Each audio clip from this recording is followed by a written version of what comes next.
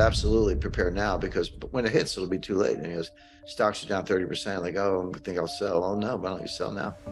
We're seeing it already. Layoffs on order of magnitude 10,000 to 20,000 terminated employees at Google, Amazon, Facebook, and other tech names. It affects other sectors as well, but tech in particular has engaged in a massive series of layoffs.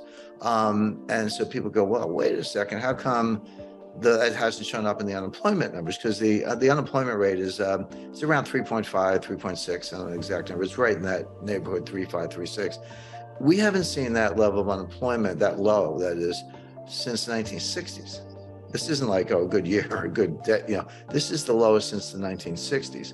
And the Fed is absolutely looking at them, and they're saying, and of course, they believe in the Phillips curve, which is junk science. But the Phillips curve, for those who are not familiar, says there's an inverse relationship between unemployment and inflation. So if unemployment is high, inflation is low. And if unemployment comes down, inflation goes up. And so if you want to get inflation down, you should expect to bring unemployment up. That's what the Fed believes. What I just said is nonsense. It's not true. If you think of a matrix of unemployment and inflation, what did we have in the late 1970s? We had high unemployment and high inflation. What did we have between 2009 and 2019? We had low unemployment and low inflation. What do we have now? Low unemployment and high inflation. So as you can fill in every box in the matrix, which means there's no correlation. I mean, you can describe it, you can calculate it, you can put it on a chart, but there's no correlation. Last time I looked at the Phillips curve, it was flat. At least where I went to school, curves were curved. So it's junk. But the Fed believes it. Again, it doesn't matter what I think. It matters what the Fed thinks. So you got to put yourself in their minds to figure it out. So as far as they're concerned, those kind of unemployment numbers, lowest since the 1960s, that's inflationary. They got to get those numbers up. Now, here's what the Fed is missing, or maybe everybody's missing. When you hear these layoff announcements, people are like, well, if they're laying off, why isn't the unemployment rate going up? Well, the answer is they have to announce the layoffs. So if I'm going to fire 10,000 people, I got to tell the world I'm firing 10,000 people. It doesn't mean I fire them that day. I might fire them, on a rolling basis over the next 30 days. And it doesn't mean they walk out the door empty-handed and head for the unemployment office. I might give them 3 months severance, 6 months severance, et cetera.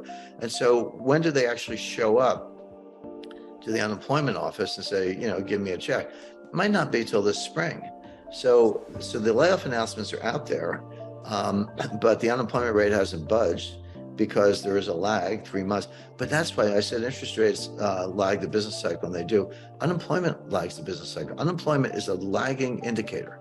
When you're an employer, entrepreneur, and you're in any kind of distress, not as many customers walking in the door, you'll do everything you can to avoid laying people off. You'll, be late on the rent. You'll turn down the lights. Find a cheaper laundry, whatever it takes. And then by the time you get around to firing people, you run out of options. Like, I've done everything I can. Now my business is in jeopardy. I have to fire some people. So that, and then combine that with what I just said about severance and, rolling terminations, et cetera. It's a lagging indicator.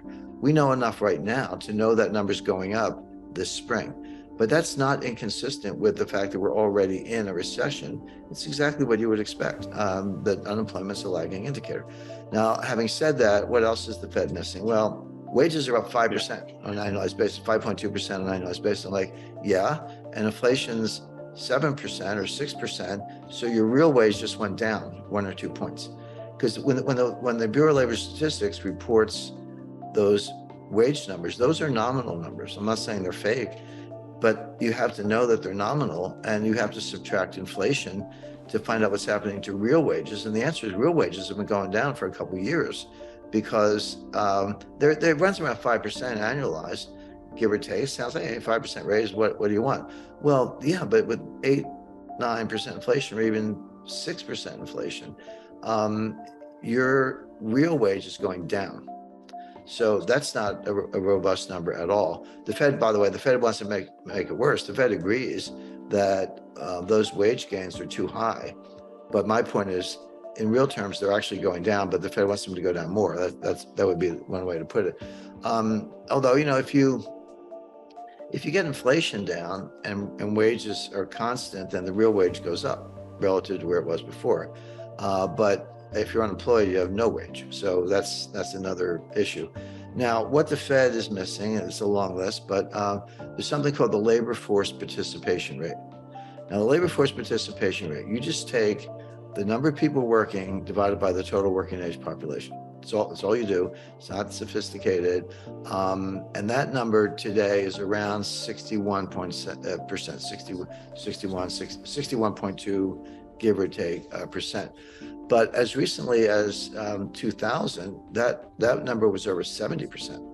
And has come down ever since. And it dropped like a stone during 2020, during the pandemic lockdown. Came back a little bit, but not much. It's the reason it got, first of all, it's never 100%. It shouldn't be. There are legitimate reasons to be working age population not working.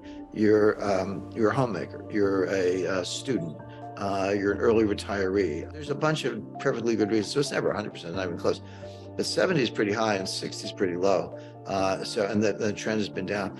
So that leaves, relative to kind of a normalized number, that leaves about 8 to 10 million people between the ages of 25 and 54 who are not in the workforce.